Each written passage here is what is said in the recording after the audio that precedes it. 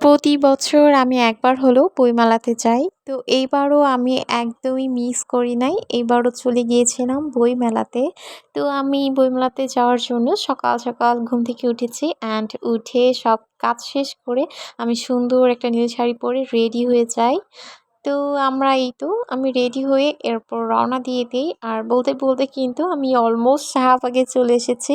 আর শাহবাগের এই ফুলের দোকানগুলো এখন তো একদমই পপুলার হয়ে গিয়েছে। কারণ এখন হচ্ছে শাহবাগের এই ফুলের দোকানে অনেকেই ছবি তুলছে এবং হচ্ছে ফটোশুট করছে দেখলাম।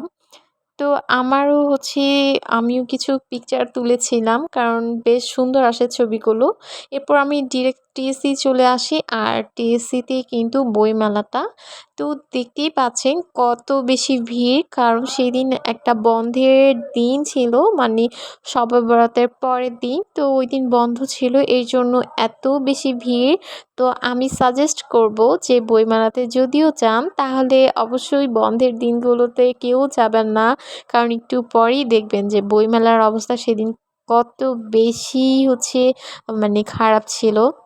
মানে অনেক ভিড় ছিল। এই যে দেখেন যে কত মানুষ ঢুকতেই হচ্ছে এত মানুষ। আর হচ্ছে এত মানুষের জন্য সেদিন হাঁটাই যাচ্ছিল না। তবে ভালো লেগেছিল, খারাপ না। আর যেই পাশেই দেখতেই পাচ্ছেন ঢুকতেই হচ্ছে আইসক্রিমের দোকান, দেন আরো অনেক কিছু। আর এত ভিড় দেখে আপনাদের ভাই আমার হাত ধরে নিয়ে যাচ্ছে, বলছে, "তুমি তো এত ভিড়ে হারিয়ে যাবে।" আমি তো ওর কথা শুনে একদমই হাসতেছিলাম। দেন আমি চারপাশের হচ্ছে বইয়ের দোকানগুলো ঘুরে, ঘুরে দেখছিলাম। স্টলগুলো ভিজিট করছিলাম। আর দেখছিলাম কি, কি বই নিউ এসেছে। তো এগুলো হচ্ছে বাচ্চাদের বইয়ের সেকশন ছিল। আর হচ্ছে বইমেলায় আসলে হচ্ছে আমার ভালোই লাগে। কিন্তু এবার আমি একটু আ মানে তাড়াতাড়ি এসেছিলাম। আর এর জন্য হচ্ছে এত বেশি ভিড় পেয়েছি আমি। এরপর হচ্ছে দেখি এই পাশটা হচ্ছে খাবারের স্টল ছিল মানে ফুচকা বিভিন্ন হাবিজাবি। আর এইখানে কিন্তু নামাজের স্থান ছিল। এখানে সবাই নামাজ পড়ছিল। এরপর হচ্ছে আরো কিছু স্টল আমি ঘুরে, ঘুরে দেখছিলাম। আর বইমেলাটা কিন্তু বেশ বড়। আর প্রতিবারের মতো এইবারও অনেক সুন্দর, সুন্দর অনেকগুলো স্টল দিয়েছে। তো আমি সবগুলো তো ভিজিট করা আসলে সম্ভব না। বাট বেশ কিছু স্টল ভিজিট করেছি। তো পাশেই দেখলাম এই রাইটার, উনার নামটা আমি অ্যাকচুয়ালি ভুলে গিয়েছি। উনার সাথে আবার দেখা হয়ে যায়। উনি এসেছিল সেদিন।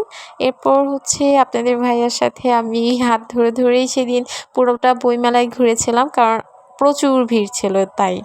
এরপর সোহরাওয়ার্দী উদ্যানে এই যে দেখেন সবসময় কিন্তু এতগুলো করে কাক দেখতে পাই।